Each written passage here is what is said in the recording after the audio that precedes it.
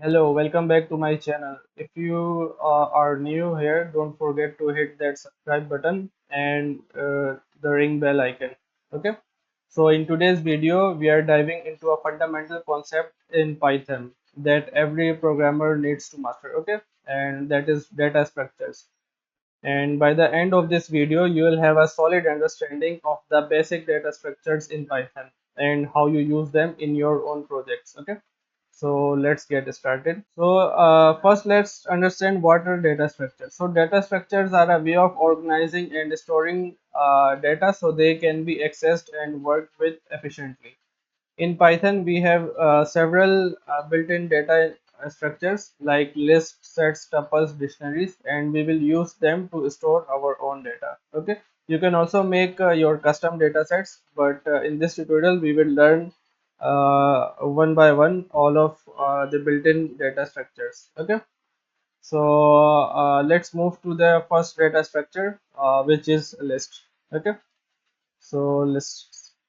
By the way, in next lectures, we will also explore in depth what are lists, sets, tuples, and dictionaries in each video, and then define its methods. So this is a basic tutorial of data structure. We will explore all of them one by one in next videos. Okay.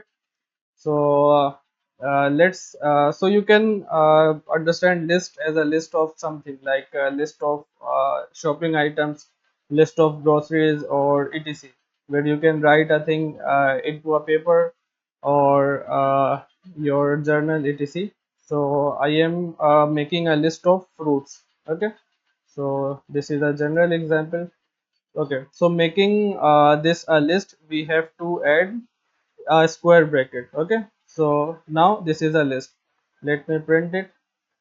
So if I print fruit, okay, and then if I print the type of fruit, okay, so this is fruits, and this is also fruits.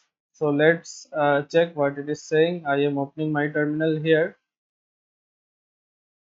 Okay, let me close that one or open it, so you will see in the middle of the screen all of the code. Okay, so if I type python basic data structures.py, so you can see the square bracket which represents an empty list. Okay, when we will add data, it will show data here, and we can see the type of this one is class list. Okay, the class of this is list. Okay, so now we can add some items in our list. So first one is apple. Okay, second one is orange. Okay, and then third one is cherry. Okay, so these are the strings. We can also add multiple data types into a list. Okay, doesn't matter which are the data types. We can also embed one list into another, which we will see on next video. So if I save it, okay, so you can see we have our list, and if we want to get the data of our list one by one or only one, then we can get it by slicing. Okay, so what we can do, we can define its index. Okay, so this is 1, 2 and 3. Okay, so we can write 1, 2 and 3, but for getting the first element we have to pass 0 here, because remember the list and other items, the loops and other things initialized with 0. Okay, so all the index will always starts with 0 and not with 1. Okay, so if the first item is apple, so its index is 0. Okay, and the orange index is 1, cherry's index is 3. Okay, sorry, 2. So in number 0 we have apple. Okay, so let's print it. Okay, and I will comment this, so we will only see 1. Okay, so if you want orange, then its index is 1, so apple is on index 0 and orange is on index 1. Okay,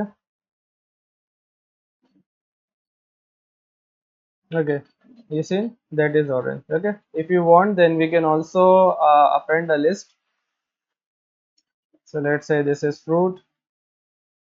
So I can do fruits dot append. Okay, and I will pass another fruit which is grape. Okay, and after that I have to print it. So if I print the list again of fruits, okay, so yeah, you can see this is the first list. When we printed it, we initialized it, then we print it. This is the list. After that we append another item on the list which is grape. Okay, so here grape has been appended and we are printing the fruits. Okay, again after the appending. Okay, so I think that's all about the list in this video.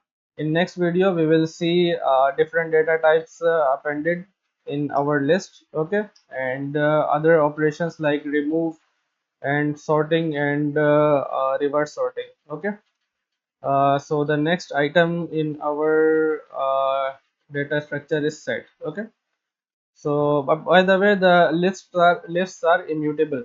So if I keep apple in index 0, so I can also change it.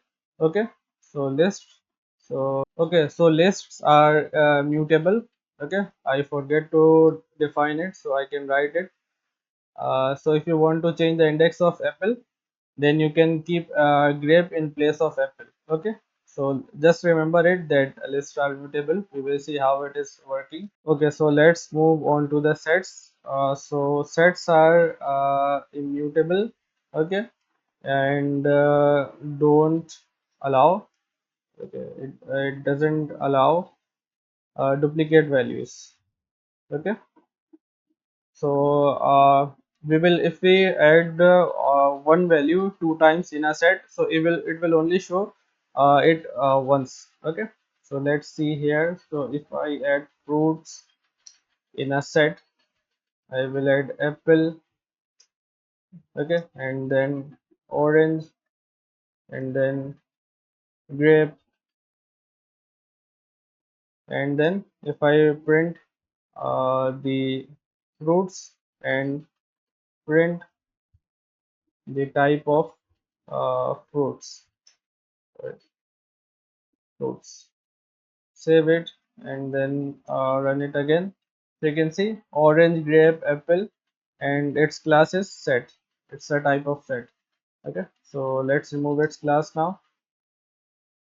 Okay, and now I will show you that if we add another thing in fruit, then we have to use the add method. So fruit dot add, so we have to add banana, and this is fruits that will be added. So if I print fruits, okay, so you will see banana, apple, orange, and grape. Okay, and one more thing, that it is an unordered data structure. Okay, so the order is not guaranteed in this data structure. Okay, so after that, let me show you if I add apple again. So now I am adding apple two times here. Okay, let me print it. You can see the apple is only appearing one time after appending, because it doesn't allow duplicate values. But what if I make a list of fruits? Okay, so fruits li, so this is a list and we will add all of the things here. Control C, control V. Okay, and then I will do fruits li dot append.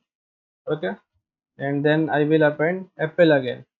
Okay, and if I print fruits li, so you will see that this is a list. You can see the square brackets, and it has two apples like this one and this one.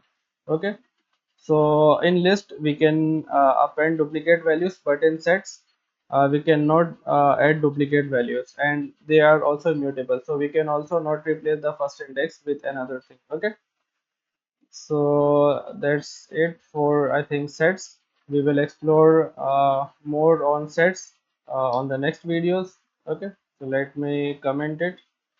Okay, so the next thing is tuple. Okay, so the next thing is tuple. Okay, so tuple. Okay, so for defining tuples, we will get another example, which is vegetables. And for defining a tuple, we will use parenthesis, circle brackets. Okay, the round brackets. In vegetables, we will keep carrots. Okay, and potato. Let's see, potatoes, and then we have cabbage. Okay, okay. So let me define its properties. Okay. So tuples are similar to lists, but with one key difference. They are immutable. This means that once a tuple is created, you cannot change, add, or remove items from it. Okay. Tuples are defined using parentheses. Okay. Here we have created a tuple of vegetables. Tuples are often used when you want to ensure that the data remains constant throughout the program. Okay. You can still access the tuple element by index, just like in list. Okay, so let's print it by index. So I'm using f string. I hope you got my previous lectures about f string and string methods. So my vegetable is, and I will use vegetables, and I will use the index number 0, so it should print the carrot. Okay, so if I clear the console, run it again, you can see my vegetables are, okay, so my vegetables are carrots. Okay, and if I change it to -1, so it will get the last index of the data structure. So this is a tuple, so it will get the last index of tuple, which is cabbage. Okay, you can see 0 for carrots, 1 for potatoes, and 2 for cabbage. We can also use 2. Okay, so it will get cabbage. Okay, and if we pass -1, so it will get the last element of the data structure. So if you have a tuple of 5,000 items, if you pass -1, that it will get the last element of that tuple. Okay, so I think that's it for the tuple. And next we will move to the dictionaries. Okay, so dictionaries used very often. Okay, dictionary is singular. Okay, and okay, so dictionaries are unordered collections of key value pairs. Okay, and they are defined using curly braces. Each item is a pair consisting of a key and a value separated by a colon. Okay, so dictionaries are great for storing data that can be associated with a unique key. Okay, so dictionaries, if I type grade, okay, we will explore a key value pair here. And if I type my name Faiz, and grade Faiz is A, okay, and then there is some ninja, okay, whose grade is B, and one more value is Ahmad, and this value is A plus. Okay, okay, so you can see that this is the key, and there is a colon. After that we have a value. So this is one key value pair which is separated by a colon. Okay, and this is another key value pair and these two key value pairs are separated by a comma. So we can add as many key value pairs as we want, separating them by comma, and between each key value pair we have to put a semicolon. Okay, so let's print the grade. Okay, and then print the type of grade. It is recommended that when you make a variable or a data set something, that you then first you print its type, so you will get which data type it is. Okay, so you can easily use their methods, because dictionaries have different methods, classes and tuples have different methods. Okay, so you can see Faiz A, Ninja B, and Ahmed A plus. Okay, so how can we access this data? Like in tuples and other things like and lists, we get them by indexing, slicing. Okay, but here we can get it using the key value pairs. Okay, so if I type the key here, then I got its values. So we have to know the key. Okay, if I pass phrase here, okay, and run it, so I can see, you can see this is A. Okay, and if I print ninja here, okay, then you will see B here. Remember, if we pass a key that is not existing in our dictionary, then it will give us a key error. Okay, so if I remove A, save it, and if I run the script, then it is giving a key error. Okay, this key doesn't exist in our dictionary. We will also see how can we reduce this error and catch this and solve it if the keys not exist. Okay, but for now I think that's it. And one last thing I want to show you, that how we can append the dictionaries. Other methods we will explore in the separate videos. Okay, so if I type grade and I will attach a new key, so let's say Hina. Okay, and I assign a grade of C. Okay, then if I print the grade again, okay, this is the method to append a dictionary, by the way. Okay, okay, you can see Hina. First we initialize a dictionary, then print it. Here is the result. Okay, after that we append one more item in our dictionary with a key value pair. So this is the key and this is the value. Okay, we appended it and then we printed it. Okay, so this is the last print results. Okay, so I hope you understand all of the concepts. If you have not, then comment down which sections are most difficult.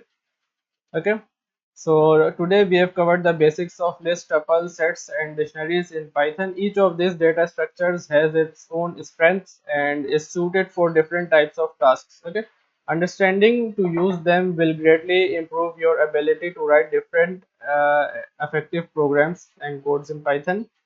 If you found this video helpful, please give it a thumbs up and don't forget to subscribe to the channel for more tutorials. Okay, we will see you in the next video. Thank you.